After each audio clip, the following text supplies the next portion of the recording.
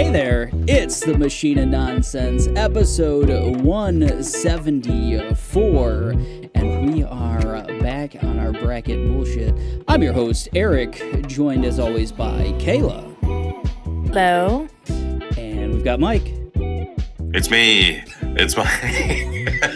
Mike did a mask thing. He's unmasked. You have to watch this one, folks. You'll have to watch it, I guess. I heard none of that. My microphone unplugged. And, it was really good. If you're wondering whose voice that is, because you haven't heard him in such a long time, we are joined by Tomas on this episode. Woo! Yay, it's me. He's back. I'm back. And back in black. Better than ever. We have a foreign correspondent, doing the work on the road right now. D is in Puerto Rico. He might jump on. He might not. We'll see. But we might have her first ever non-contiguous U.S. correspondent on this podcast at some point here. Take that, Zambia. Yeah, Zambia. You didn't thought you'd be the first.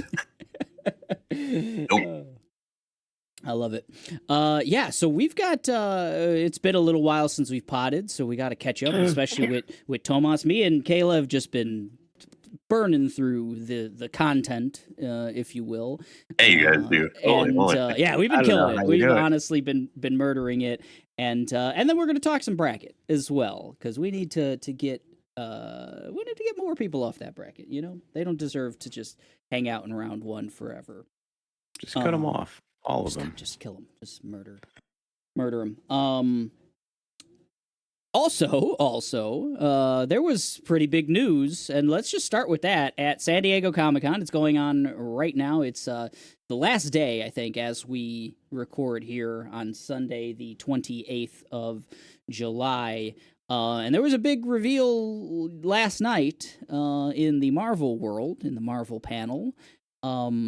What do we think about Robert Downey Jr., formerly Iron Man, currently dead in the MCU, returning to the MCU to play Doctor Doom? Mike, you start us off. What the hell? It sucks. Oh no! Okay. Wow, that sucked. All right, who's next? Okay. Oh, that's it. The Robert Downey Jr. verse. All I hear online not all the time, but like see a lot of people mention how cool Doctor Doom is as a kid. He's like one of the best villains of all time. He's pretty sick. And this just sounds like it's gonna be Bizarro Iron Man, like evil Iron Man. Oh. It's just gonna be multiverse, like Iron Man. See, I don't know anything about Doctor Doom, so I looked him up. I Wikipedia'd him. I really don't either.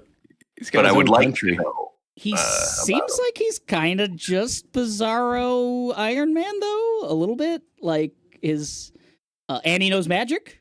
I think like he's yes, he does. He's like super rich, super intelligent, really good with technology, and then also knows magic. Like so, like if there was a crossover between DC and Marvel, potentially Doctor Doom could kill Superman. Oh, okay. Well, he should, because fuck Superman. So. Superman has a weakness to magic. Ah, right. Well, but then so could Storm, right? Storm's a magic user as well. I don't know if elements considered... Agatha all along. Yeah, Agatha. Agatha would. Yeah, MCU. They probably made so many Omega level mutant. Is it just Agatha level mutant? Or?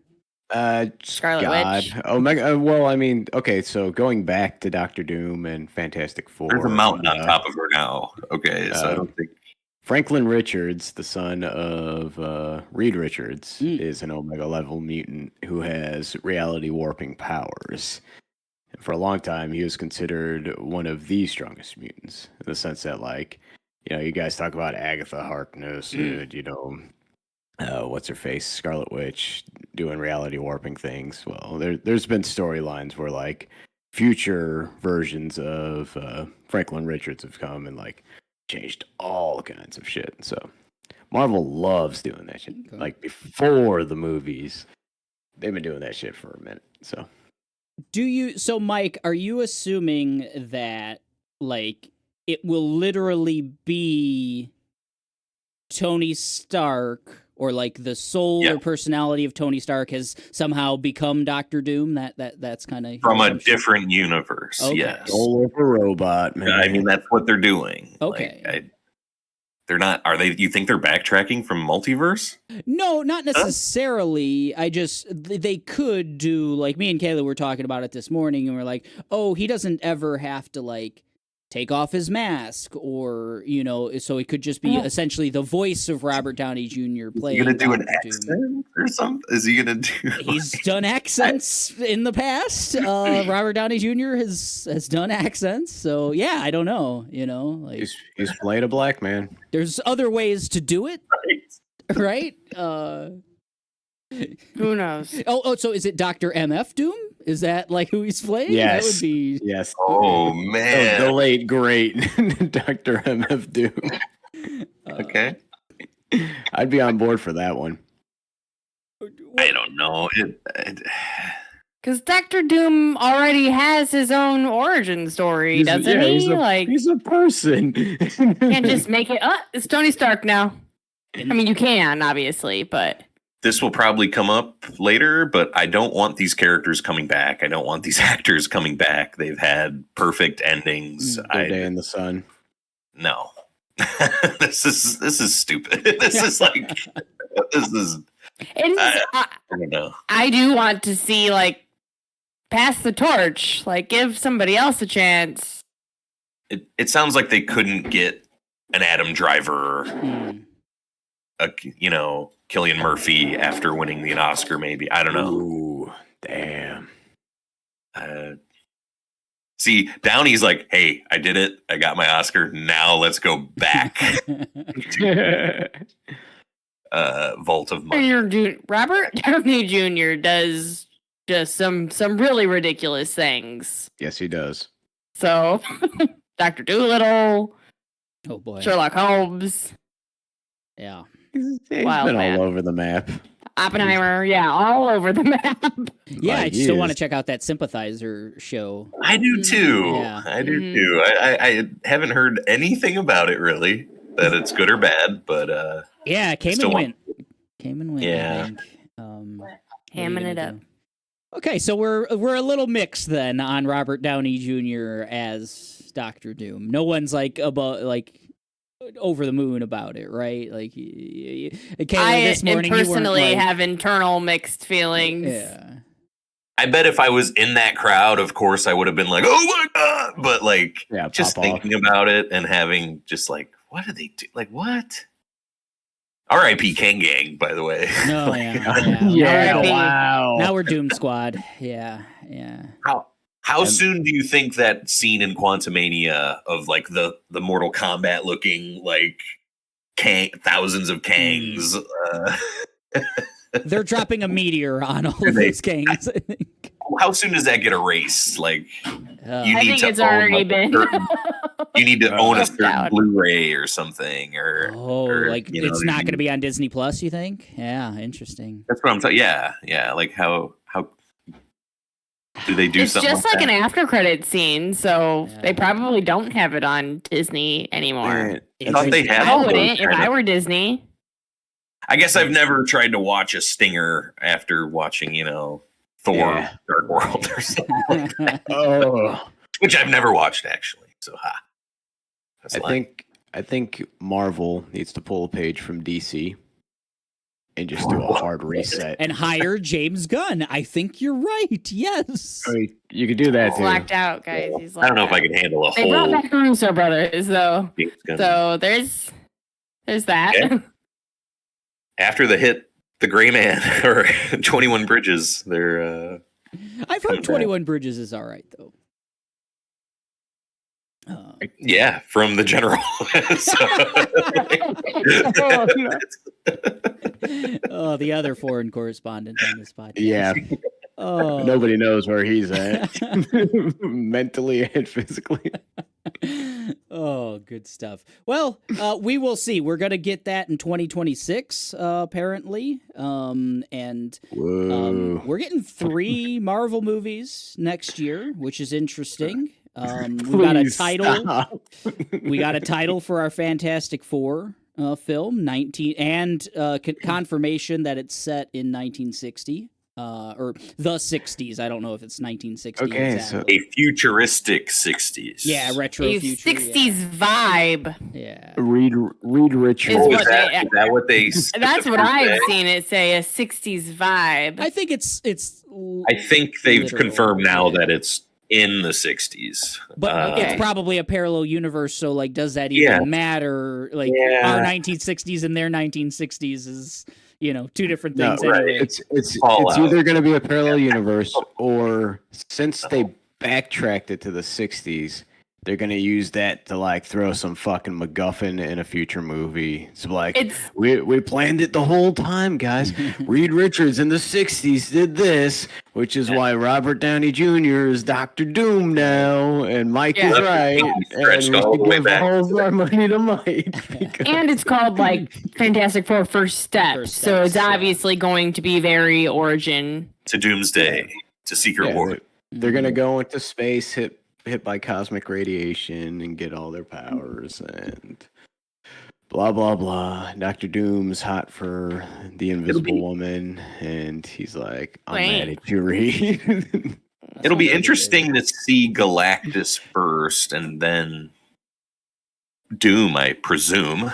I like that. You think we'll get Galactus in the Fantastic Fantastic Four Four? movie, yeah. Wow. They've all- He's I like think one of they've their all- main things. Because Ralph Ineson is the voice of Galactus. So. Oh, you're right. They did cast that already. Yeah, it's so odd.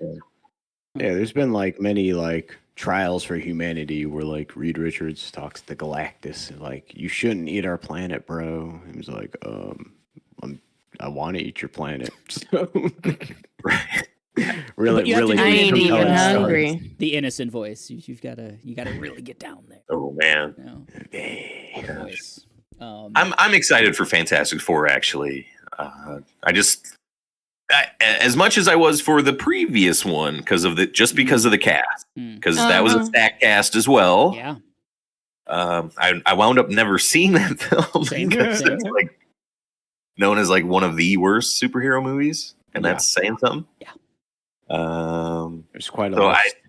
I don't know. I hope my boy Richie can do his thing. Yeah, I've never seen a single Fantastic Four movie, even though I loved Seen the original. Julian McMahon. I think that was his name from Nip Tuck. They've had. Oh yeah, he plenty of was good Dr. actors Doom. in He was those Doom. movies. Yeah. But yeah, we'll see. I'm excited for that one too. We need new blood in the MCU. We need, some new storylines. We need to figure out who's going to figure out all these timelines and all this nonsense. So, I heard there's some old blood in Deadpool Wolverine. good segue to There we go. to all the stuff that Kayla and I have been checking out, including Deadpool and No Wolverine. spoilers, We though. are not spoiling anything. I'm going to. Other than Mike saying there is old blood. So there are obviously cameos in Deadpool and Wolverine. I'm not going to say who, but some of them were incredibly surprising and well done. I really did not see several of them coming, and I thought they were really well done. I legit think I said oh shit, Yeah. real loud in the theater. I will Nice. I will say I enjoyed my time with Deadpool and Wolverine. I think it's a funny movie. I think I constantly was just like, just You like, laughed a lot. I did. I just chuckled. There was nothing I didn't fall out of my seat or die laughing or anything. It's not highbrow comedy. It is the most lowbrow, 7,000 dick jokes. Yeah. Yeah. Irreverent to comic book movies, to comic book characters. There are some cool, I think Hugh Jackman's performance is really, really good. He's a 55-year-old man in same old Wolverine shape and just is a badass, and the fights between him and Deadpool and stuff are really cool.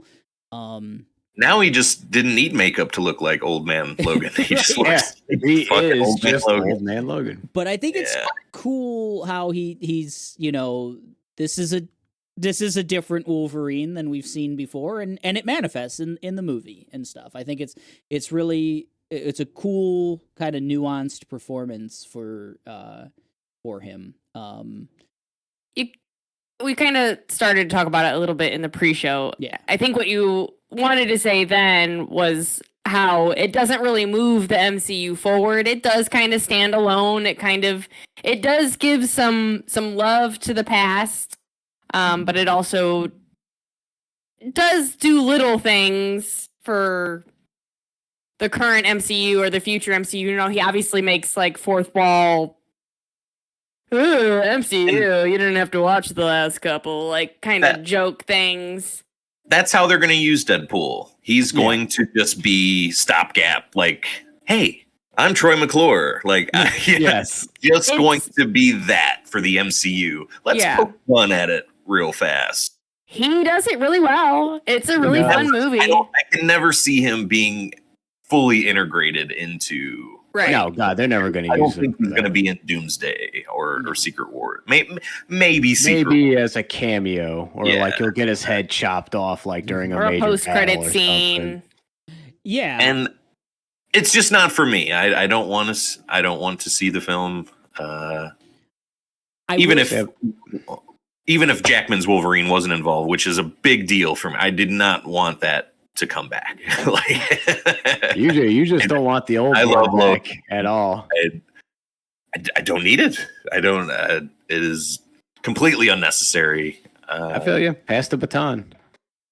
And I think the way they do it is the way worse right than way. like the Quicksilver stuff and WandaVision and shit like that. I just feel like, come on. I invested a lot of time into this. I don't need this. Like, this is pandering. It is. Yeah. I don't know. Yeah. They've done enough spinning wheel stuff. Like, I don't need scary movie MCU. I don't. It And is a little bit what I've of heard, that. that's what it is. A little bit. A little bit. Yeah. It's a Right. little bit of a parody. Not another MCU movie. Yeah. I think it is missable in the sense that, like, and Kayla alluded to it, like, this doesn't move the needle forward in terms of where we are multiverse, where we are in the story and everything else. Like, it's not consequential to the rest of, like, the MCU, aside from, like, hey, now Deadpool's in the MCU and like can be in Secret Wars or whatever if they want to. But aside from that, like, we didn't get any revelations or anything like that of, we didn't get an X-Men reveal or something. I don't know if that counts as a spoiler, but we didn't get, like, the new cast of X-Men in this or something, like. Azazel is in the movie. It's like, come on. Like, but I think it's a thoroughly enjoyable movie. Like, if you dig the R-rated, like, Deadpool stuff, if you dug 1 and 2 and what was going on there, I think this is just another Deadpool movie, as opposed to, like, oh, this is an actual, like, consequential movie to the MCU or something like that. I've never Recency considered bias, Deadpool but it's that. probably my favorite Deadpool. Yeah, maybe me too, with the recency bias. Like, I Okay. remember really liking Cable in the second one, but yeah, it was a good game. yeah, this was good. This was also like it's very campy. It's very campy. Oh yeah, I remember being so over, like, everybody talking about the first Deadpool movie, like, when it was announced, because I fucking hated Deadpool as a character. I thought he was the most, like, fucking lowest common denominator, like, bullshit ass, like, character, like, and I was so pissed that, like, everybody on my Facebook news feed just be like, fucking Deadpool, man, it's gonna be the best movie ever. I think I saw it probably about like 6 months after it was out of theaters. I was like, oh, that was a pretty good movie. It was pretty decent. Solid. So I was like, I don't know if it was because I was so pissed. And then I was like, oh, wow, I was like, that was a pretty well made. That was a pretty well made movie. And then I saw part 2. I was like, that was a pretty fun movie too. Yeah. But I think it is one of those things too where you can tell the person making it fucking loves it.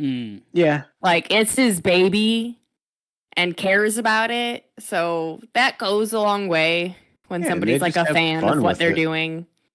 Mm-hmm. And I've never considered Deadpool like a Marvel like MCU kind of like jam or joint, even like when it was just like or whatever, it was like Sony, and then now it's MCU. Like that, he was never going to be the vehicle that drove any narrative forward. You know, those like kind of just like maybe the slight nod to like mutants existing. You know, like somewhere in the MCU, like early on, but never like a main thread line for anything. I think it's worth seeing. Yeah. Oh no, I'll probably see it. Jackie keeps pulling out. We went to like Sam's Club and they have like movie date night pass things. It's like for like $4 off. And she keeps pulling it out of her purse. I'm like, oh, like, you know, maybe we'll go see Deadpool and Wolverine. Don't know. It's pretty romantic. Hey, there is like, what they're calling a sex scene in this. So, ooh, yeah. Hugh Jackman. Watch the scene, you know. Watch the scene. But yeah, so that's Deadpool and Wolverine. I think it's fun. I had a good time at the movies. It was billed as this like, oh, this could be the savior of Marvel and the savior of the MCU. It is not that, aside from it making a shitload of money. I was not saying who billed it as that. Financially, I think every new Marvel movie has kind of been billed at that, basically, because it's been very unsuccessful, right? Like overall, and then they're like, well, now we got Wolverine back, so that's got to save the MCU, right? You know, but. Yeah, go and check it out. I don't know. Yeah, I'm gonna run down the list of everything me and Kayla's checked out, and yeah, I've got it here. I think. Can we all just give a resounding sigh for like just how tired we are with the MCU? They keep dragging me out, man. I literally told Kayla, I was like, yeah, I'm just gonna keep seeing these things. I don't know, like we did have that conversation. You're desensitized. Give me the X-Men. Yeah. I guess after Secret Wars, maybe in 5 years. I don't know. Yeah. We'll see. This is like the most toxic relationship I've ever been in my life. It's bad. It's expensive. It's time consuming. You know, it's going back to her. Like it's like all my friends keep telling me it's wrong. I can't, man. I just pick and choose now. Yeah. I don't have to see them all. I haven't seen the Marvels. I have not seen. I won't see Deadpool, Wolverine. See, yeah, I bet it's relationship. Fine. Mike has gone to therapy. The rest of us haven't. Yeah, I think so. Yeah, and the therapy was X-Men '97. Right. That was the therapy. That was that's Marvel Jesus right there. The second coming. Remember. So, speaking of superheroes, Kayla and I finished The Boys. Kayla, thumbs up, thumbs down? 2 thumbs up. 2 thumbs up. She loved it. Yeah, Kayla loved it. Wow. I thought it was good. I love The Boys. I thought it was good. I'm like a 1.5 up, I would say, on The Boys season 4, and excited to see it wrap up, I would say, in season 5. The Acolyte. Kayla, what'd you think of The Acolyte?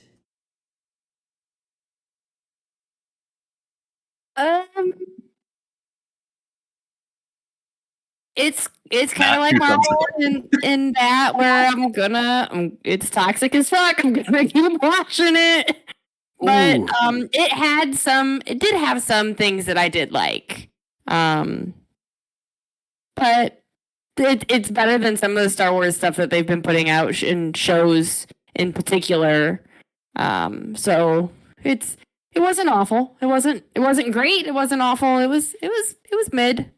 Yeah. Can we say you guys are finally getting burnt out by Star Wars stuff? No, because I think we both have that same Marvel relationship of like, oh, well, they're going to Ahsoka season 2. I guess we're going to see that, whatever. I mean, like, also, I'll You're too invested.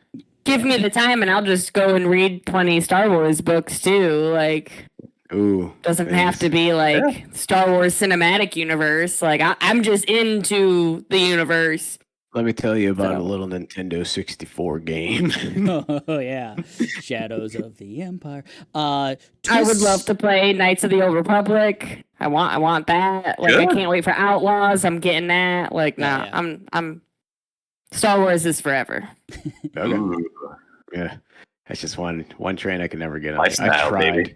I tried at multiple love it. stops to like jump onto the Star Wars train, and like y'all just never caught me. Oh man. On to the next on the list. The TCU, the Tornado Cinematic Universe, Kayla. You've now seen both of the Twister films. Bill Paxton Twister. How you feeling about the TCU? Feeling like I wouldn't share anything with Bill Paxton. But What? You just care about the money. He's just team He's so ex-wife all great. day. Oh. Oh my god. I I just love waste my Max. time on his R.I.P. ass, girl. But Glenn Powell, Glenn Cowell. like we watched them both. I liked Twister, but I liked Twisters a lot. Twisters. Twister just has a bit of a cringy, didn't age well for my first time watching it. And then watching Twisters was just a different female vibe, Yeah, no, I feel you. How is Homegirl in that? I've heard mixed things about it. I don't know her name either. I didn't watch Normal People. Yeah, what is her name? She kind of, in Normal People, she even still kind of has this, like, a very, like, quiet, stern, Cheapish. like, you can tell she's doing internal battles and stuff, but she's all right.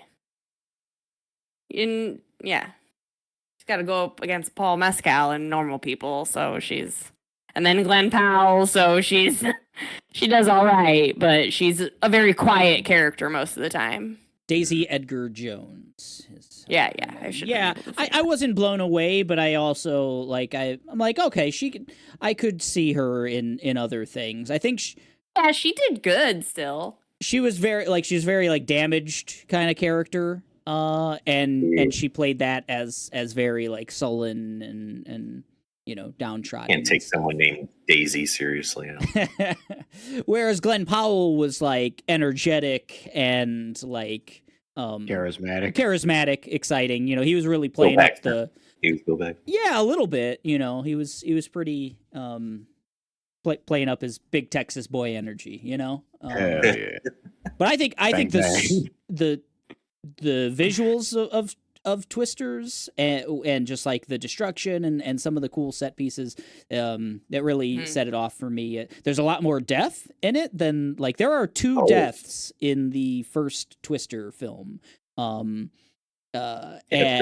there are accounted for deaths. Sure, right. You see seen deaths. You see Cary Elwes and his driver die in Twister. You see, I don't know, a dozen Wesley characters die in Twister. They be getting sucked up. Yeah. And not just red shirts, also people with lines and stuff. So. Also, I'm gonna give you a little spoiler. Katie O'Brien's in this film. Yeah. As a Twister? Yes, yeah. She actually wrangles one of the Twisters with her bare hands. Put a bunch of Eric, bring your sister to the Twister. Sisters Twist. It's so good. So yeah, the TCU is alive and well. I think we will get another Twister in the future. Now, Rapid fire these movies that we've been watching. Let's backpedal it real quick before we get off TCU. Do you think just that whole genre of movies is going to make a comeback? Like we're going to get like Volcano 2. Dante's Peaks. Right now, movies are making a comeback. Man, when we went and seen Twisters, the movies were packed. There were cars everywhere, and I think we went at like 11:30 on a Saturday. Like, and then oh wow, we saw Deadpool Friday night, opening night, and so it was packed. But we saw both movies did really well. Yeah, it just was like, wow. But I do think that disaster movies are going to make a comeback. I think they should take note that it worked. Yeah. Which one would I? You think it's a bunch of 30-somethings just looking for that dopamine spike we all used to have? I think that Eric and I have had that conversation. You can tell that like millennials are in the decision-making world now. Like we get all tons of in-sync references in music, in movies. Yeah. You get tons of old Give me movie references.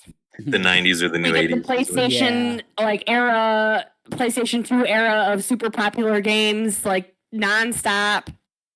Yeah. Rose Country. That was gonna bring me to Crow Country. I think. Good call. really Definitely a wanted throwback of a PS1 era or N64 era type game, and very much enjoyed it. About a would you say 7 hour, 6 hour kind of 10. experience? Yeah, I think it was like 8 to 10. Okay, so maybe on the 8, I would say side. It was a shorter experience, but very much just like one of those little puzzle box Resident Evil 1. Go into this area, find that you need a key or a crank or a something, and then read a note that says there's a crank. There's a literal crank in this one, and the crank. Joe hid the crank in the storage area. Mouth of the demon picture. Yeah. And then go look on your map and go to the storage area, and there's a zombie there, and and now you get the During crank. Leon's run, he left the wheel over in the alleyway. So you were almost a crow sandwich. Yes, very much so. The campy dialogue is alive and well. It's pretty funny game, I would say, overall. It mimics like a single stick shooter in its controls. You have to like hold R2, I think, and then use it's a stop and pop. Okay. And I love stopping and pop. it's on an interesting axis. It's on that like fixed camera axis. So you're stopping, you're popping, but you're on like a XY with your cursor and stuff. So it's a little. But you've got to find the lasers. Yes. That helps a lot for each one. For each gun, each gun has its own like individual laser sight and stuff. Sold. It was $20. It's pretty good. It's super mysterious too. Like there's lots of like the storyline like leaves you little like, wait a minute. That's not adding up. Something isn't right about what she just said. And as soon as I get that thing for $10, I think. It's good. I liked it. If it comes to Game Pass or something, I think it's a perfect like Game Pass game or something. It'll probably run on anything. I played it on Xbox, I think. But it's it's that low poly kind of stuff. And the general setup is that there's a rundown or a closed amusement park called Crow Country, and you're investigating a missing person, and that's what like gets the story going. And then shortly thereafter, you find out that it's infested with beings. So classic Resident Evil, Silent Hill type setup, and it's really enjoyed my time with it quite a bit. 10 out of 10 on Steam. Yeah, that's a little much. I don't know that this is like I don't think it's going for a 10. It just doesn't. It doesn't look like it. I dig the look. Yeah, like it's a good look. It's cute. It does a cool thing visually where So it's the fixed camera angles, but depending on how you enter a room, it swaps the camera. So let's say I head north, right? Into a room. Now the camera will be facing once I go into that next room, it'll be facing north. If I head back south into the room I just went into, now the camera is facing south as I enter it. So it's interesting, like the back of a building or something. And it actually does oftentimes like reveal things because like perspective on the room. Exactly. Yeah. So it's a real cool, like, I caught that early on, and I was like, "Whoa, what? Why does this look different? I just entered this room, but I'm seeing it in reverse." Yeah, it's cool. It's a cool game. We all love backtracking in video games. It's a fairly small map overall, I would say. Yeah. On that one, a lot of backtracking, but it's worth it. Kayla's been playing her first ever Souls-like. Ooh. Flintlock, The Siege of Dawn. Okay. How you liking that one, Kayla? Play Bloodborne.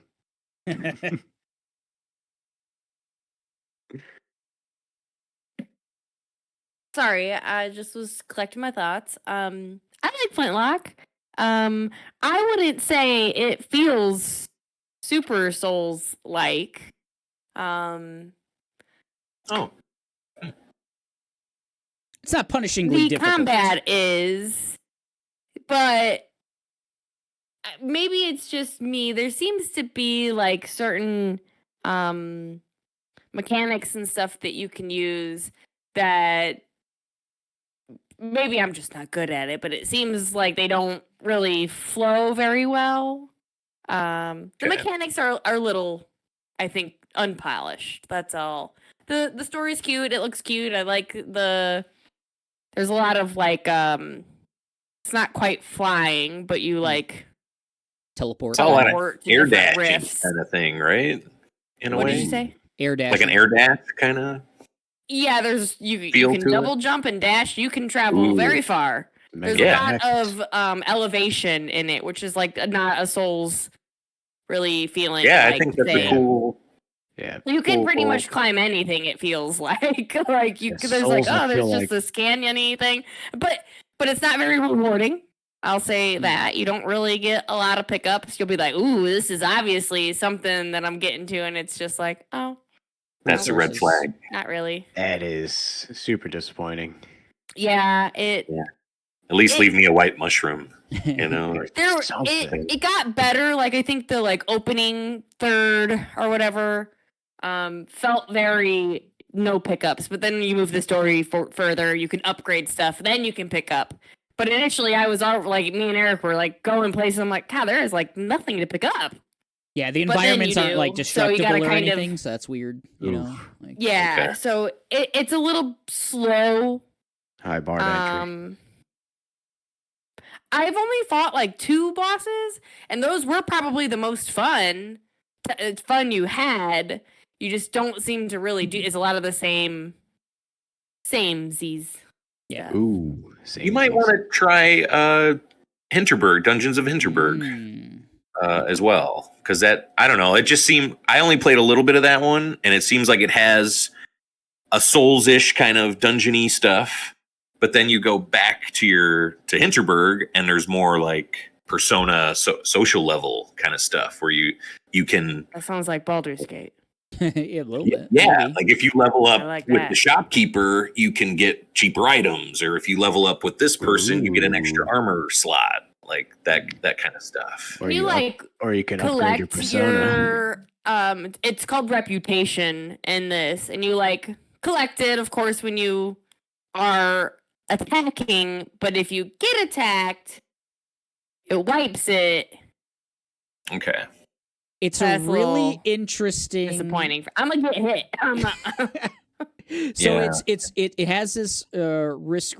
So that's where it is like a Souls-like, because you get, it's called reputation, but it's like your runes in Elden Ring or your souls in a Dark Souls game or anything like that.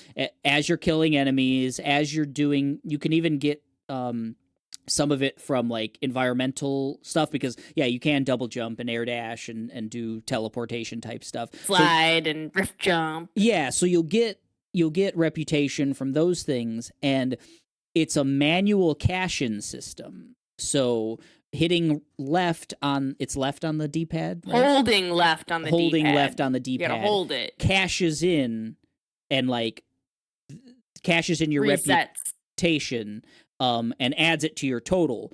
So you can choose to like hold on to it and not cash it in as you're fighting, and you get multipliers. So you kill one enemy and you get 60 souls or whatever, 60 reputation, and then you kill two enemies, it'll give you a 20% boost. Now if you kill a third enemy, maybe it's a 40% boost, and then it'll go up and up and up. So you have to, it's the risk reward of like, okay. But if you get hit, you lose it all. It's one hit takes it away. But you can bank them whenever? As long as you don't get hit. Yes. Yeah. Like. No shit. You bank them at your manually bank them. Left. Yeah.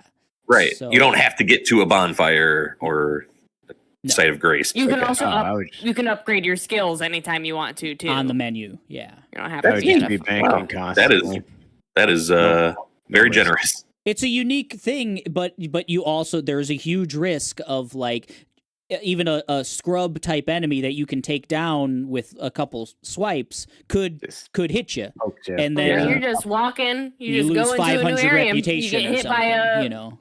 By environmental that you didn't know was there. Is there corpse running? Do you leave your reputation behind and you can go get it back? Okay. Yeah. All of your banked you die. reputation. Right. Yeah. Right. Yeah. Okay. Yeah. So that's where the souls aspect of it is. There's block and parry, there's dodge, and that kind of thing. It's not really an RPG. There's no like stats necessarily, but there are your armor and stuff increase your damage percentages and give you little boons here and there. Enki, your little what's the word I'm looking for? Not companion? Co-pilot, but companion. Yeah. He like. Familiar. You can use him to like curse them, which like helps stun them and stuff. Yeah, it's a lot of status effects and stuff. Yeah. Ooh. Yeah. Okay. Yeah, I think it's that fun. one's... I've liked it, but you can just. Is it like a first game from the studio or something? Like first crack. It's just a B level, you know. I think that's exactly good. You used like unpolished and B level. I think that's exact. It's like a $40 game and it's on Game Pass. And it feels like that's the right kind of like this is not. I don't know that it's aspiring to be God of War because a lot of it feels like you got an axe and it's God of War-esque, you know, and you're in kind of a big medieval world, but it's not to that level. Going for that. Okay. I think so. It's like a mix. It's kind of got a mix of like God of War and Souls stuff, you know, like it's kind of. Well, that's God of War is kind of like a mix of its thing with Soul. Yeah. Yeah. But, okay. Yeah. Yeah. And God of War kind of created a subgenre. I feel. Yeah. And it wants to be that too. Yeah. So far, so like, good. Again. Go ahead. No, I was just gonna say I think I've only played maybe an hour of it. You've put in 8 to 10 at this point, probably hours on it. There's a little coin game in That's mini what game, I was gonna bring up. Sebo, which is pretty interesting. It's kind of like a checkers, I would say. You're trying to create little triangles on the board. So you need like 3 pieces that would create a triangle on the board, and the board looks like a I don't know if it's like Chinese checkers. Is that still like is that PC to say? I don't know, but anyway, you know the name of the game, right? The game you play at Cracker Barrel. It's kind of like or like one of those peg games that you play. At pegging. Barrel. Yeah, it's like pegging. There's a pegging mini game in Flintlock. Deadpool checkers is what they call. There you go. But the map, the playing field can change. You know, that way you have to, you know, it'll be an octagon once, it'll be like half an octagon, or it'll be like the middle. Your coins, you can collect coins that do different things like jump or block or jump anywhere. Yeah. So It's this cool. is like the Gwent of Yes. Yeah.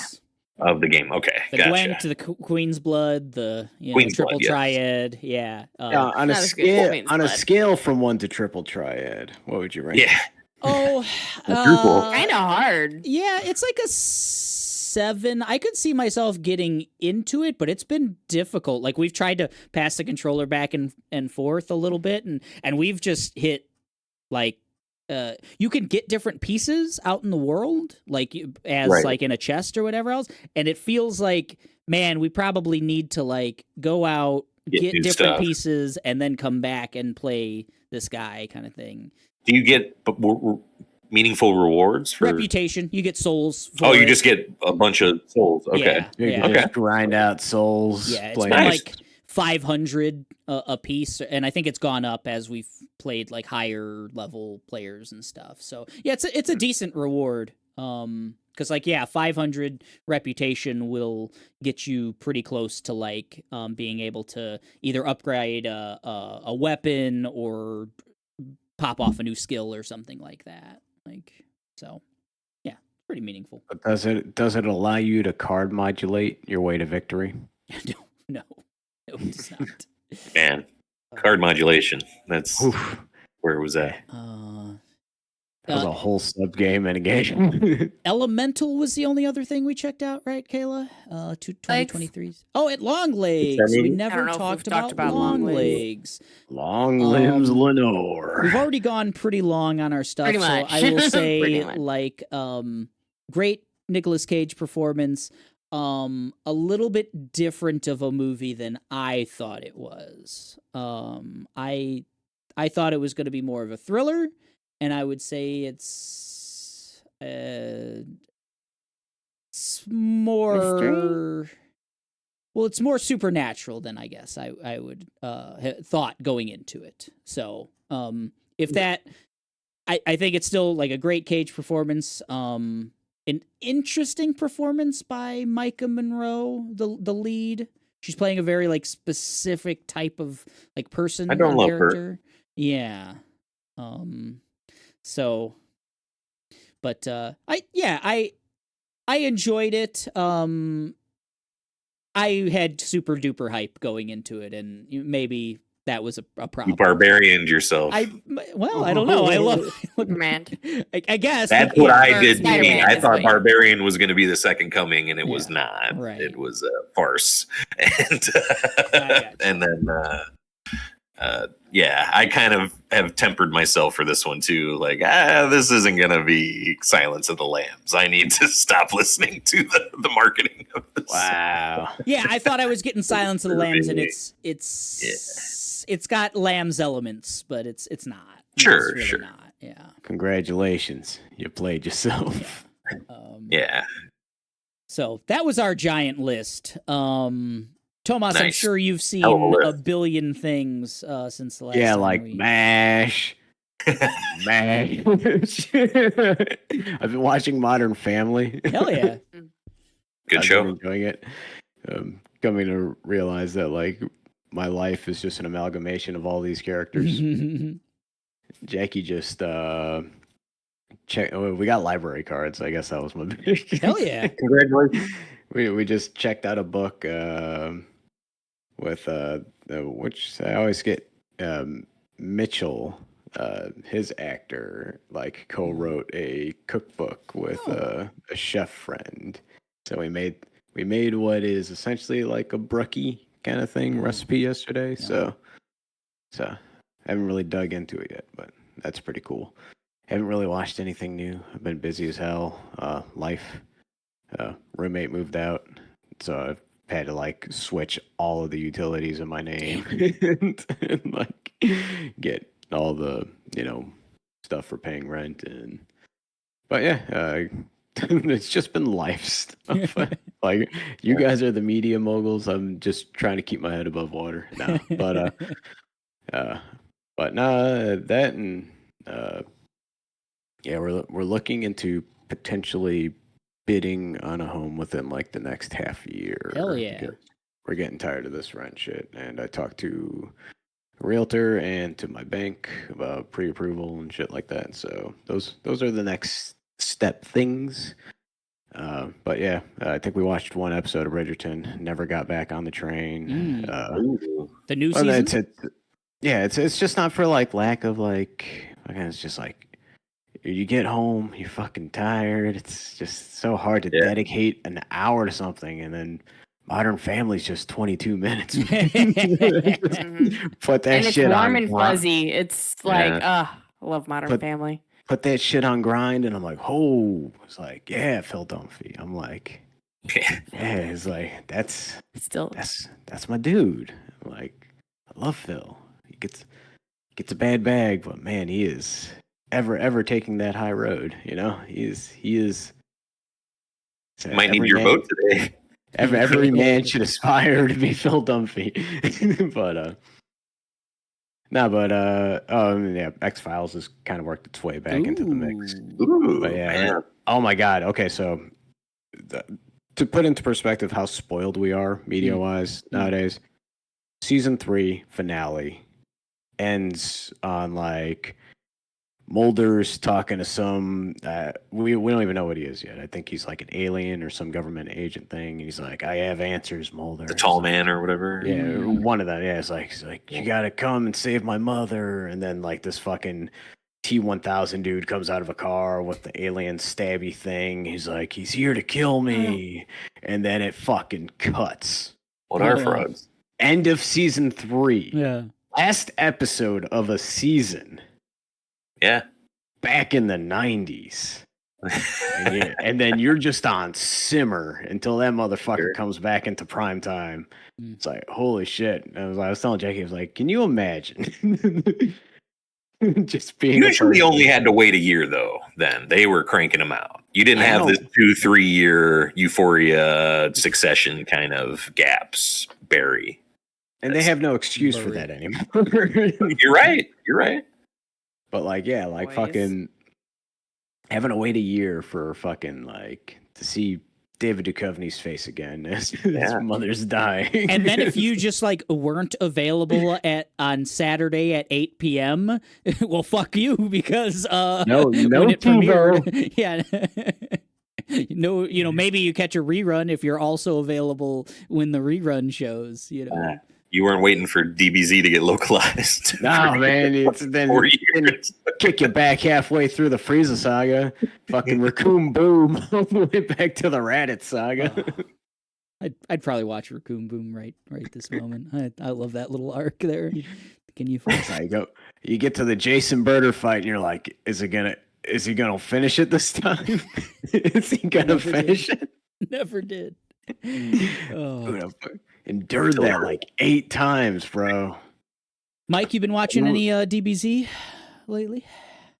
No DBZ lately.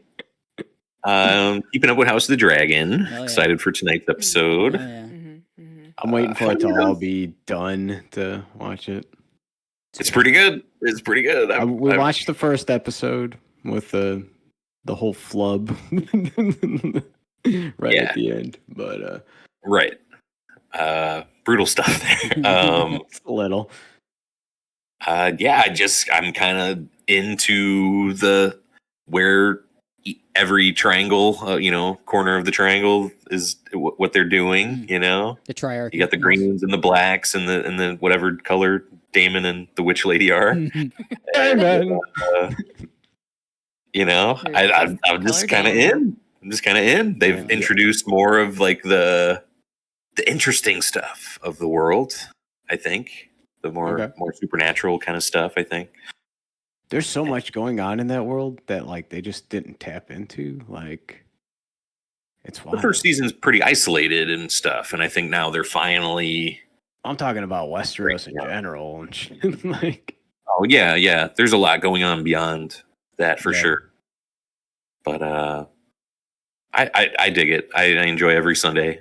Go and check it out. I just wish it didn't premiere so late. Oh yeah, free. It's like 9. Oh. 9 premiere. Yeah, That sucks. yeah. That's I why like I'm to just be there kinda, right at like, 8. waiting for it. I'm like, my eyes are getting real heavy around 9. I'm like, Gotta move to the Yeah. best coast, man, the Midwest. Midwest Coast. Midwest Middle. I've already told myself I'm not going back to Cambodia. Like the only kickback used to be like, well, my dad still lived there. Like if dad got sick, and I had to go take care of him, I would move back to the Midwest. Damn it. Yeah. So, you guys have to come kidnap my dad. Damn Mr. Tomas and his good health. Oh, good stuff. I don't think I'm watching anything else. Finished The Bear, actually. okay. I don't think we've talked since No. I've finished. I think I was halfway through. I really like the season. Not as not as like revolutionary to me as the first two, but Okay. I still just, it does seem like they split a season into 2 seasons, like I've heard, and still good enough for me. Okay. Still hits. Absolutely. You think it'll wrap up with 4? Or Maybe I don't know if they've said that, but I think the Chris Storer has said like he had 3 seasons, but now I think FX kind of twisted his arm into making 4 because Here's a few it's Emmy extra winner mil. fucking show, I think they've stretched a few characters in the show, Dalton. past their capabilities. When there used to be little dollops, become, full on gumdrops, and it's too much, So, but still a top notch show, in my opinion. Still like going to therapy for season 2, so I'll eventually get to 3. Sure. This season's a lot quieter. Okay. A lot just taking a exhale. Like, thank you, Jesus. I need that. The show is so intense. Right. It is. It's not that this season. Been playing. Kayla mentioned B game. I think I'm also playing a pretty good B game in Kinitsugami, Path of the Goddess. This is the Capcom, old timey Japan tower defense game. I like tower defense games. This is pretty neat. So a priestess is kind of worshiping at the top of this hill, and then all of a sudden, portal to Demon World, opens up. Inuyasha. Yeah, sure.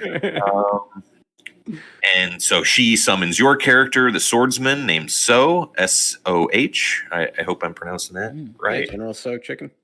Same guy? No. And you are basically have to conduct these rituals to purify this mountain and eliminate the demon presence, basically. And you are basically carving a path for the priestess to these gates and protect, during the daytime, you're collecting villagers, assigning them roles like archer, woodcutter, thief. And at nighttime, that is when you are, you have all your guys in position, and it is time to defend the priestess with all you got. And you are controlling the swordsman. Sorry, my podcast playing. It happened again. I don't even know how that one happened because I didn't even touch my watch on anything, but weird. And it's just really neat. It has like a throwback feel to it. It feels like a PS2 early 360 kind of game. It has, it's mission based. It has like these big fonts that are always telling you like what, protect the goddess now. She's being hurt. It just has like a throwback feel to it. The art direction is really good. I love the way the swordsman looks. All of the characters, they have these ornate masks. basically every time you beat a boss, you're getting a mask, and then you get a new villager type, like a fighter type to use. Eventually you're getting like sumo wrestler. You're getting, marksmen that have flintlock, rifles and stuff like that. And it's pretty neat. The game was introducing really neat spins on like what you're doing. Like sometimes it's dark, sometimes it's poison, but now they're kind of going back to those things. Like I'm doing darkness for the second time, poison again. And I thought I'd be over a couple hours ago, but it keeps going. I'm about 15 hours in. And some of that is replaying levels because you have bonus objectives that you can do to get, upgrade materials, because you are going back to your base, upgrading your villagers, your kind of roles and stuff, upgrading your own character with talismans and different super abilities you can do. And I really dig it. I really dig it. I just hope that it kind of ends soon. Stuff. That's kind of how I feel about Flintlock. Yeah. Okay, it's cool, but we can be over now. Please. I can hands over. Yeah, and that one's on Game Pass too. Maybe if I had paid $40 for it, I'd feel a little different. But I've really dug it. I've kind of just seen all the moving pieces. Like I get all the things, Like I'm just ready for it to be done. The game is no longer evolving. It's just kind of spinning wheels a little bit. Yeah.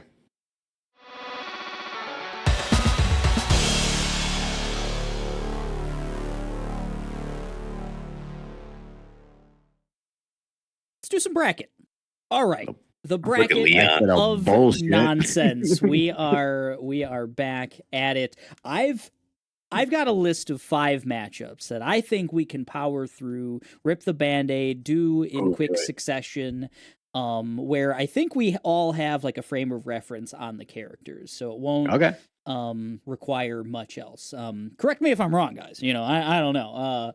But I'm sure we will. Let's go. So I've picked out Rick Sanchez and Clementine as a matchup where just waiting for D to be out of town for that one, huh? No, not at all. I love Rick Sanchez and I love Clementine from The Walking Dead as well. I think I'm the only one in the group. Well, Kayla, I think you might have watched me play through all of the Telltale Walking Dead, but I've seen Clem's entire not just her first entry. I've seen her entire arc. And then Rick Sanchez is, I don't know, iconic. So I say we have the age-old debate of who's better, Rick Sanchez from Rick and Morty, or Clementine from Telltale's The Walking Dead series. Does anyone have a strong opinion either way? Well, if Lee didn't die, I would choose him.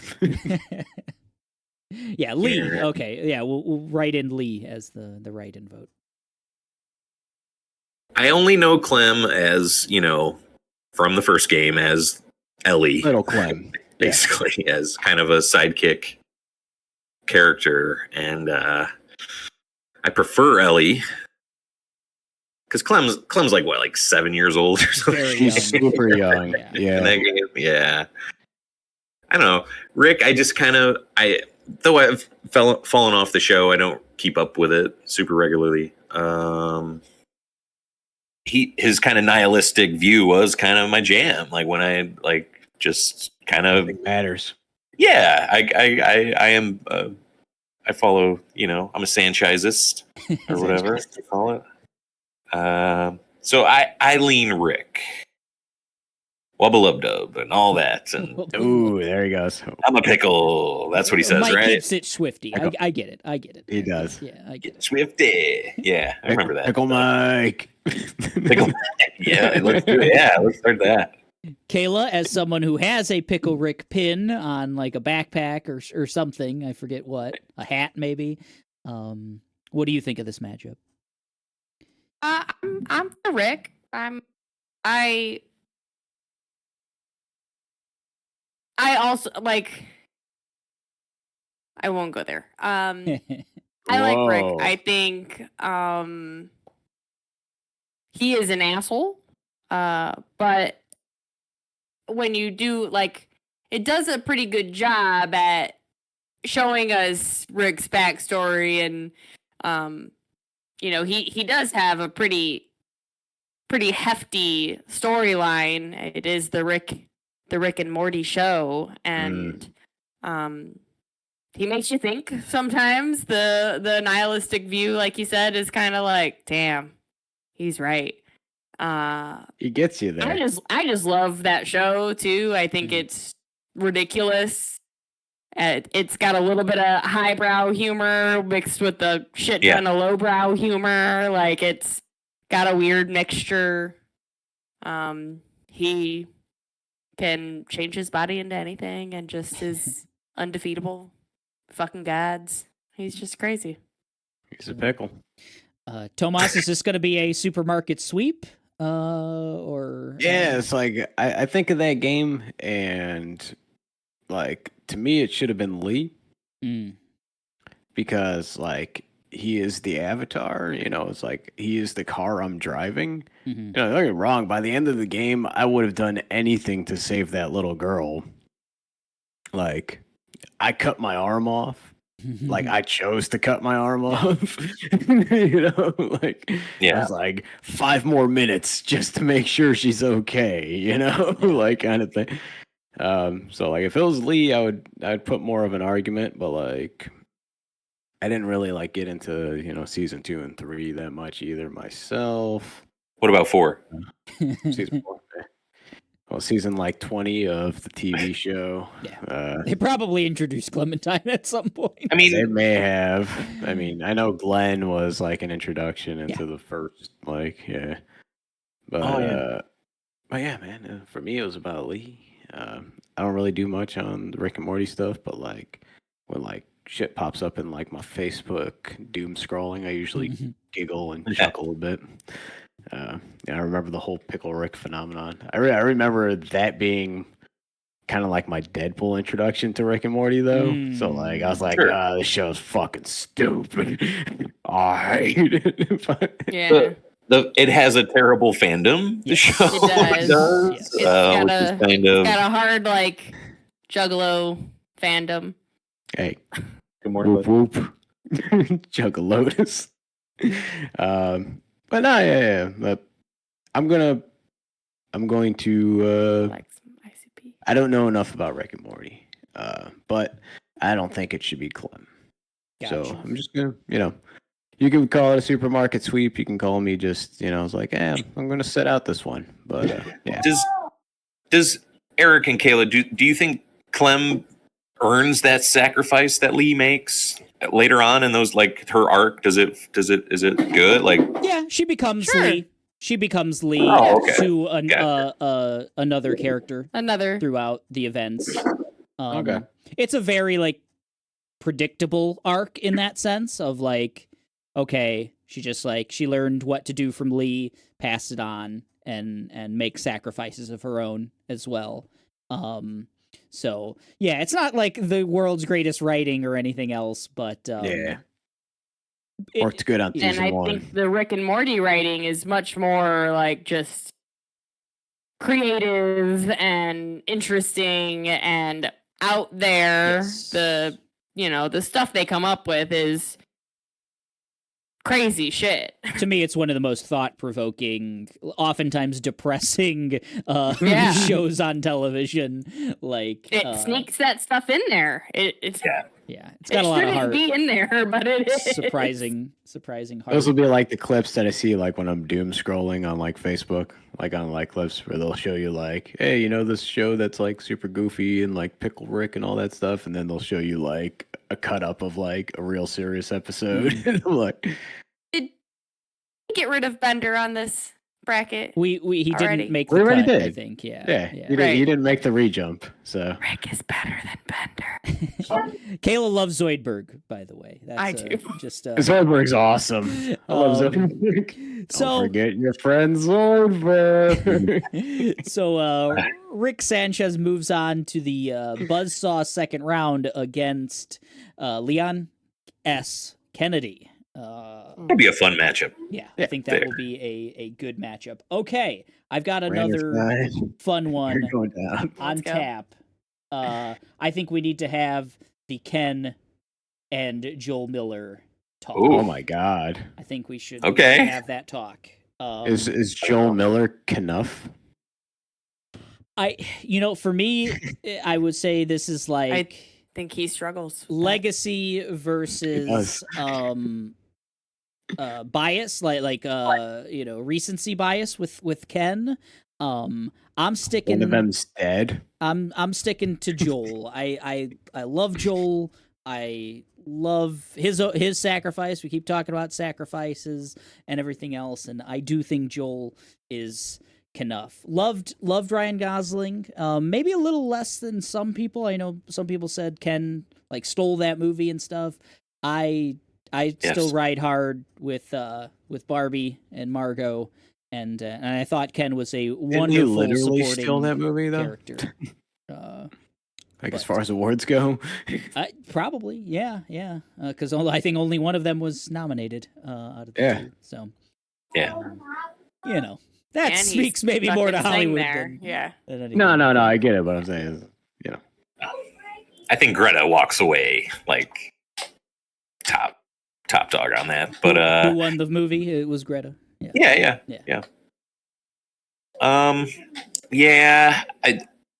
I did think that Ken it's the Ken movie in a way. He's just too good. He just shines so bright. Yeah. I think he just has like a more fulfilling arc in that film than Barbie does.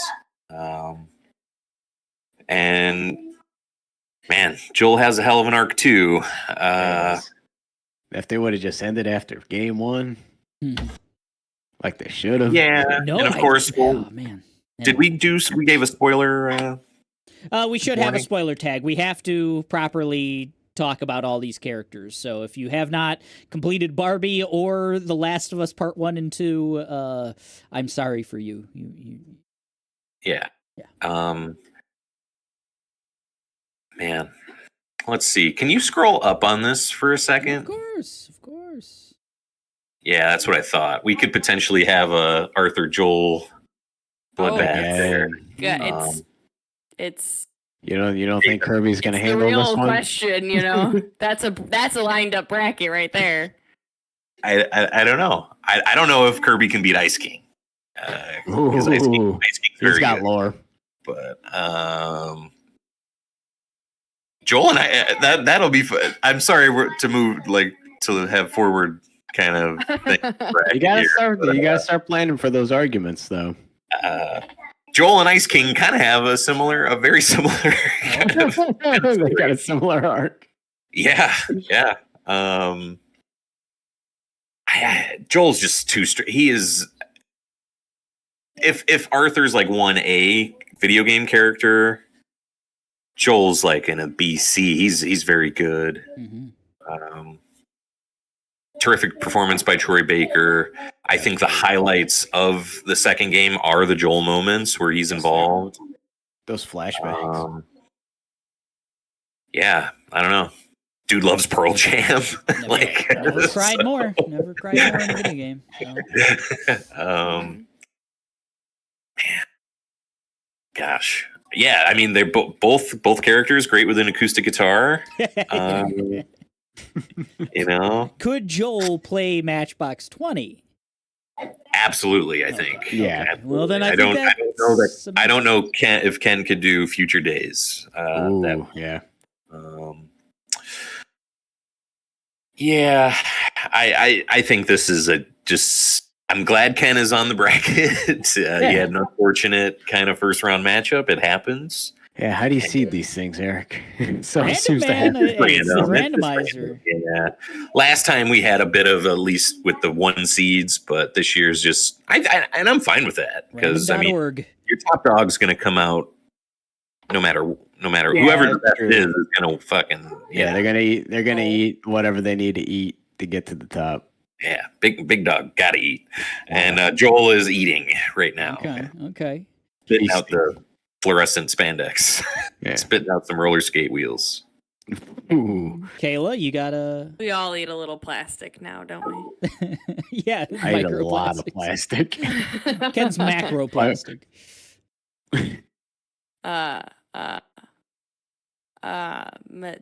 Metelcro? Mattel. Yeah, we'll workshop it. We'll Yeah. workshop I think it. it's Mattel. It's I agree. I'm happy that Ken got on the bracket, but Yeah. he can't take down Joel. It is Joel is just such a emotional ride that we went on that you just can't really compete with the sacrifice and the weight of what they're dealing with versus Ken's individual identity crisis, which is beautiful. I loved it. Still valid. But You know? you can just leave it like that, probably, pretty much. It's just so big. Man, look at that man. He's just hurting. That alone should have won. Frank. Jesus. he's just eating the whole thing up. I have no idea why the image was that large, but okay. Tomas, you're not riding for Ken, right? You're still a Joel guy. We're riding with Biden. Fucking. Yeah, Joel Nando's. You're in the car seat, baby. I wanted to kill everybody in that hospital just as much as Joel wanted to kill them. The game got me there. I was, the same argument as for, instead of Clementine, it's I want to be the guy with the machine gun or the crowbar or the axe, just make me feel like this sacrifice is worth it. And boy, howdy, did that game do it. And Joel was, the car. And my God, what a performance. You're here. Okay. Versus Carby. You're right, and it needs to happen. So Joel Miller moves on to round 2, and he will face either Ice King or Kirby. I think the matchup directly below on the bracket, the Rick Dalton and Ron Swanson matchup is a compelling one, and I think we should do that one. For me, it's Rick Dalton for me. I just think it's more we had a long time with Ron Swanson, and we did. I love how he's kind of made that character. That character has longevity. It has survived Stood the test of time and still moved into. I know there's an animated show, Great North or whatever, who basically also has that same character, I think, in it. Wow. And even just when he's come and I can't even think of the actor's name right now. Nick Offerman. Nick Offerman, he's come and sang the 7th inning stretch at Cubs games and stuff like that. It's that's just kind of him. It's just a amped up version of him, I think. Yeah. Of who he is. He as is a human, woodsman. Yeah. A woodworker. And I love when someone can just player. kind of be It's themselves. bureaucracy. Right. He's kind of that in Civil War. You even see it in the 2 minutes he's on screen in Civil War. He's kind of just Ron Swanson. R.I.P. Ron Swanson. But Rick Dalton to me is just a really in a career with Leo, where he's just turned into a bunch of different people over his career. He's kind of inhabited every type of person. I think becoming this like what he could become, like what Leo could in older age. Like I feel like there was some soul searching done and been like, man, this might be me in 10 years, kind of stuff going on. And he really, I felt like, brought that. If I drink a little more than I should, if I don't pick the right roles, if I like become irrelevant, not as pretty as I used to be, whatever. Like, yeah, right. Like, it's like, okay, this could be Leo. And I feel like he brought that to the character and did it so well. And I think about like Rick Dalton. I think about that movie a little bit more, I would say, than I often think of like Ron Swanson, and maybe not as much as I think of Parks and Rec, but I think of Parks and Rec for other reasons. Parks and Rec's an ensemble. Right. Like is the hard thing I've been playing with. So it's Rick Dalton for me. Yeah, I remember, because it used to be Cliff in the spot, Cliff Booth, Brad Pitt's character. Yeah. And every time I kind of watch the movie, I just lean toward Rick now. His parts of the movie they're just so funny. Leo is just bananas in this movie. I love and man, just the trailer scene, why'd you have to, eight whiskey sours, you couldn't stop at 2 or something. Talking to himself. And him with the little girl is really good. Oh yeah. Yes. Yeah. Don't let the Mexicans see you cry, man. Yeah, he's good with Pacino, and he's good. Yeah, yeah. Leo just letting himself just be kind of pathetic, and I don't know. I think he should have got an Oscar for this one over Revenant, but it was Brad's to get. He deserved it too. It's hard, man, when you're going shoulder to shoulder with Brad Pitt and a Tarantino script. Yeah, brought it. Yeah, no, I was saying it's like it's amazing. Yeah, that's why I said shoulder to shoulder. He was matching, but yeah, Tarantino, the master of the best supporting actor Oscar. You got that right. three of them. So, yeah, Ron's such a great character, and he such a just opposite of Leslie on that show. I don't know that I could handle, the Swanson show, kind of thing. I love Ron's relationship with Leslie is kind of, and with April too. That's kind of really the only character that Ron gets to have anything with. Yeah. And that stuff's really good. Doesn't Ron like walk Leslie down the aisle and stuff like that? I remember. Yeah, stuff like that. Punches fucking old boy in the face. Lots of tears along. One of the final. I think the final image of Ron is like him in the one of the final images is him in the canoe with Willie Nelson's buddy playing. Yeah, the park ranger and stuff, and it's like that's what he finally got to his soul place, Man, why do you keep talking, Mike? I was like, I'm totally not know what decision to make. You're talking about Leo. I'm still talking it out too. And then talking about Ron, I'm like, damn it! Said these were going to be easy. I thought they were among the easier ones. I don't know. No, I never thought this one was an easy one. I still think I'm leaning Rick. Because Rick is just, I love Rick's ending too, because it's like, he makes all these compromises with his career. He realizes, he could either just be, side villain of the week on Gunsmoke and Bonanza or all these other shows, or he can go to Italy and be a star there,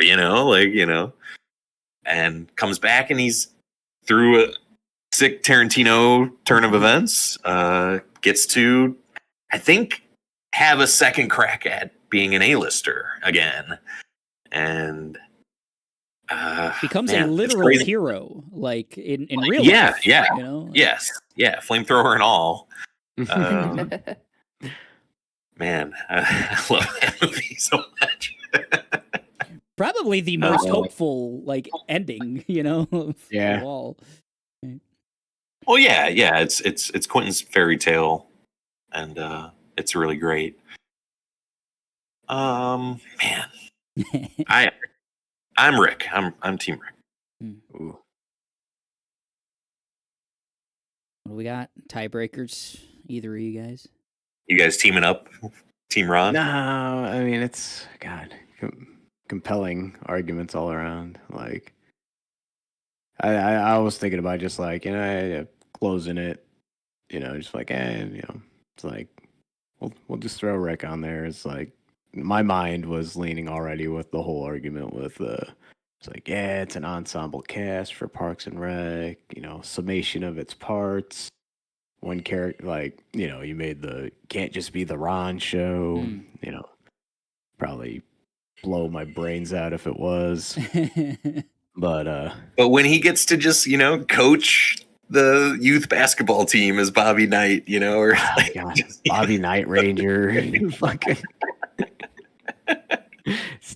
he's But like I said, He's we're got some naming great other stuff. parts of the show. Like that show it's like it to me. It has to be the whole thing, or like I couldn't watch. we got a lot of parts of that show on the list. One of them almost Yeah. won. I know. Hall of Famer, all timer. Yes. Fucking. That's how I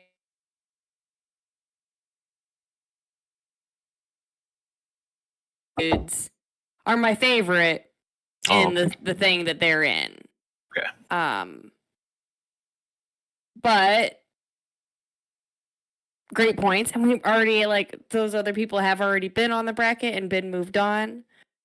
So I shouldn't use that against them. But I do like the ensemble comparison of he couldn't do it on his own, but Leo could be in a movie all on his own without It's his movie for me s- again. Like such a supporting role of Brad Pitt. Like he really didn't need to be, anybody could have just driven him around and It's like Mike said. beat up some people in security and been like Yeah. nothing. I mean, Brad Pitt just owned it because it's fucking Brad Pitt.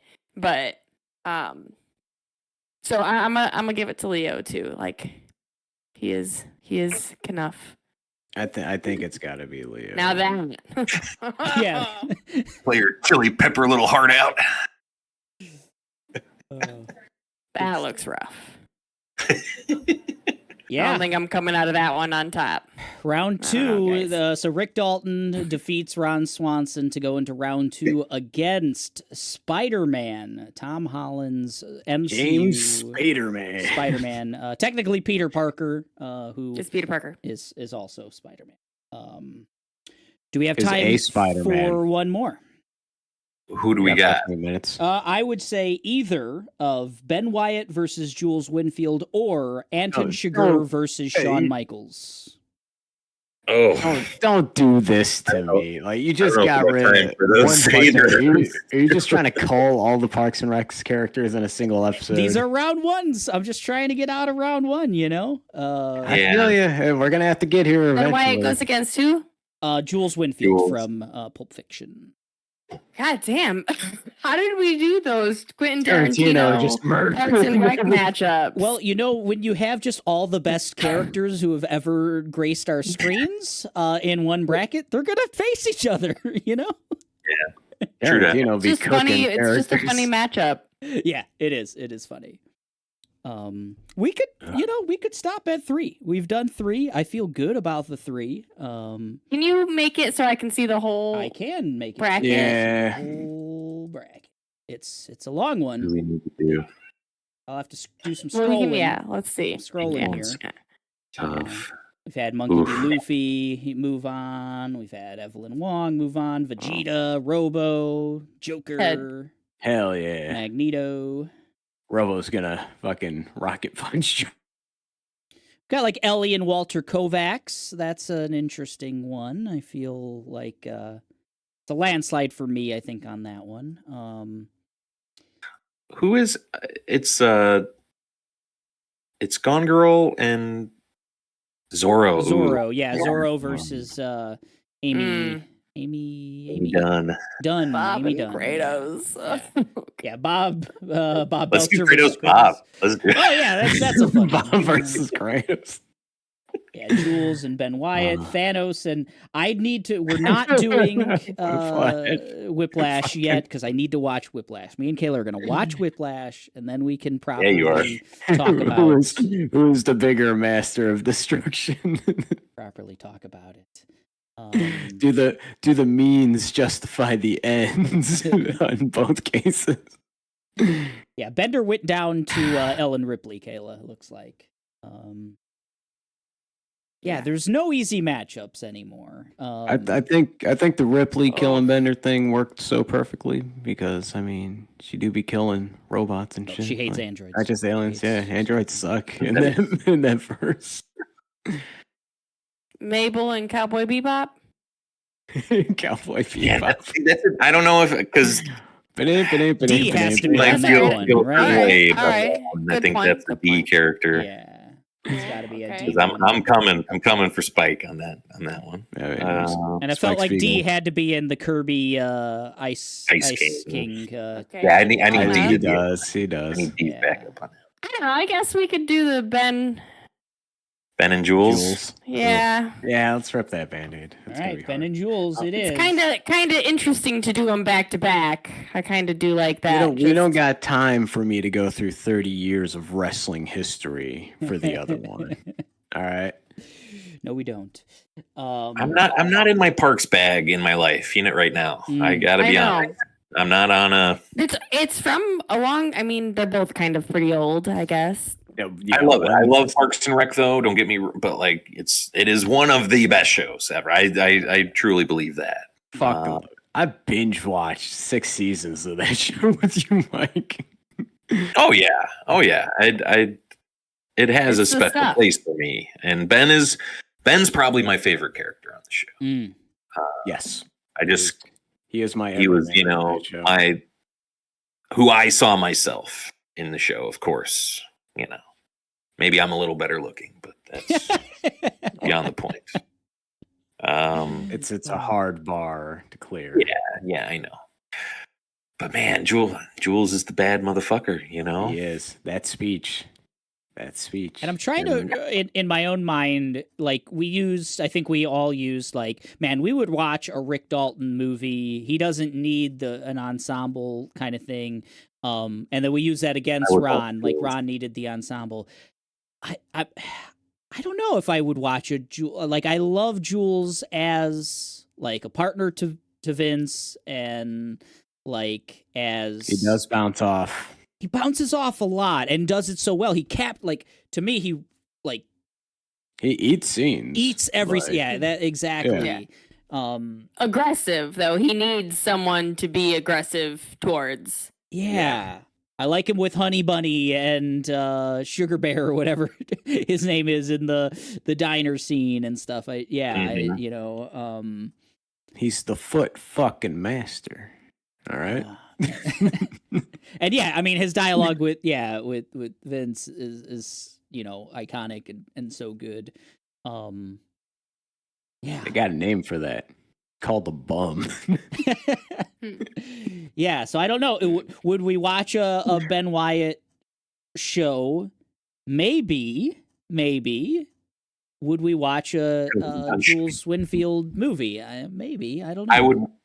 Yes, for both. For me. Yes. Yeah, for both. I feel like Ben was more of a character than One Note Ron. I'd have to agree. Character. Ron plays an excellent One Note. As Duke Silver. Duke Silver was awesome, though. Such a good character.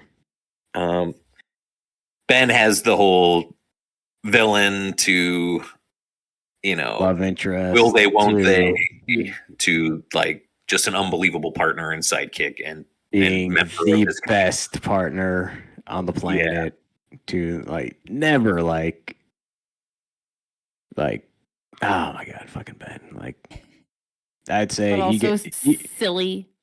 Ben got me to cry in that show multiple times. Yeah. But I don't want to be Ben anymore.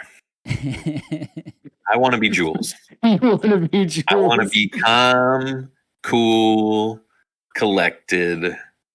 I want to be able to just, grab the gun and then put it right in the motherfucker's face. I want to, You want to be the bad motherfucker. You want to eventually be murdered in a chapel in like Texas, in a later. If we're going, oh, that's my canon. Theory. That's my canon. That's your head canon. Oh yeah, he's the piano player at the chapel in Kill Bill. Lived a good life then, Jules. He did.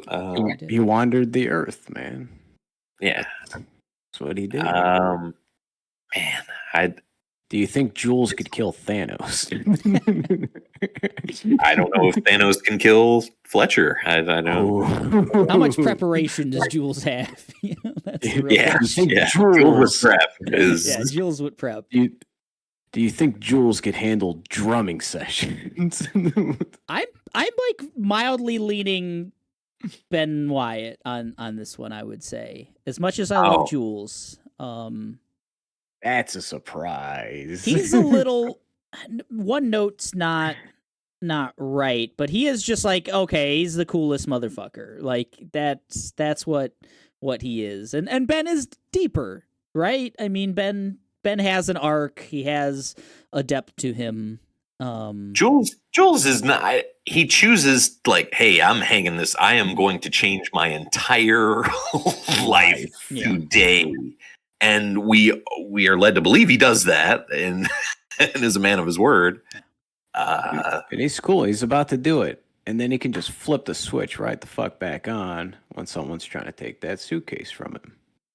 Yeah, there's a whole entire hostage negotiation, and he tells them, it's like you can have that wallet. It's like, I'm buying your life. Yeah. You look somebody in the face, and he tells them, I'm buying your life with that money.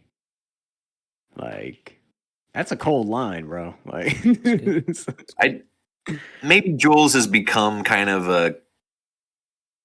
I don't know if cliche is the right way to I feel you. Pulp Fiction in general maybe is something maybe people consider overrated now. It's not, but those people and maybe Parks is kind of facing that a little bit too. Even though I think that is also wrong. Two great things, two great characters. But we've had a lot of good ensemble cast shows that ran alongside and past Parks and Rec as well. So maybe that's where some of that's coming from too. It's like I've been plowing through Modern Family lately. Not the same vibe, but a good ensemble, character development. Some, characters have that one notiness to them, but then they have their moments to shine. A lot of parallels between the reasons I loved Parks and Rec to why I am, loving Modern Family. Yeah. Yeah, Ben Wyatt's a real Phil Dunphy-esque type character, just he is lovable. Yeah. He's a nerd. He's lovable. Silly, he's loyal. Human, Supportive. Super supportive, but he has his emotional breakdowns every once in a while when he doesn't get the attention he needs for all the shit that he just takes on the shoulder. Very similar. Well, doesn't love Phil magic. comes up later. Yeah. What do we think? Should we all just yell out our answer and see what happens? I don't know if I have one. You have to. You need to. You're contractually obligated. No, I'm for it. I don't think you understand how important Pulp Fiction was to a young Tomas Ortega. It's top tier. That fucking movie. Ben, I think is your pick, though, right? Ben is my pick. I fucking y'all hammered my hands to the cross for fucking Ben last bracket. I was kind of, and part of it might be I don't know if I got the emotional gumption to handle it again. let Ben die at the altar again for you savages.